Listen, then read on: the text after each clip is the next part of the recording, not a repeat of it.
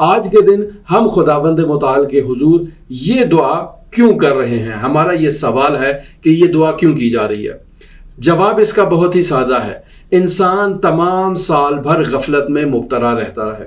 اور رمضان المبارک ایک ایسا مہینہ ہے جس کی ہر دن کا آغاز باقاعدہ طور پر سحری اور سحری سے عبادت سے شروع ہوتا ہے۔ یعنی انسان باقاعدہ روزہ رکھنے کے لیے نماز فجر سے آدھا گھنٹہ پہلے یا 1 گھنٹہ پہلے بیدار ہوتا ہے۔ یہ واحد مہینہ ہے پورے سال میں کہ جس میں انسان مجبوراً کہیں کہ بیدار ہوتا ہے، اور بیدار ہونے کے وقت لا عقل خورد و خوراک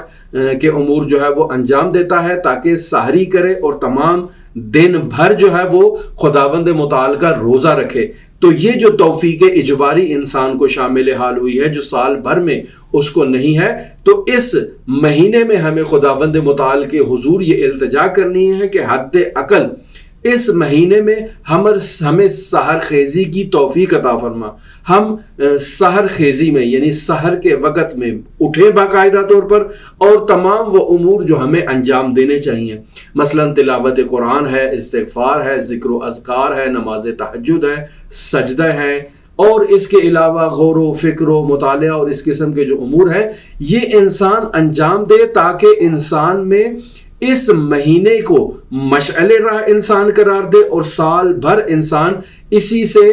درس لیتے ہوئے اپنی زندگی میں کوشش کرے کہ اس ماہ کی سحر خیزی کو پورے سال میں جاری کرنے کے لیے وہ اپنے آپ کو تیار کرے۔ کیوں ایسا کرے انسان؟ کیونکہ با تقوی لوگ ہی جو ہے وہ سحر کے وقت بیدار ہوتے ہیں اور خداوند متعال کے حضور راز و نیاز کرتے ہیں۔ خداوند متعال با تقوی لوگوں کی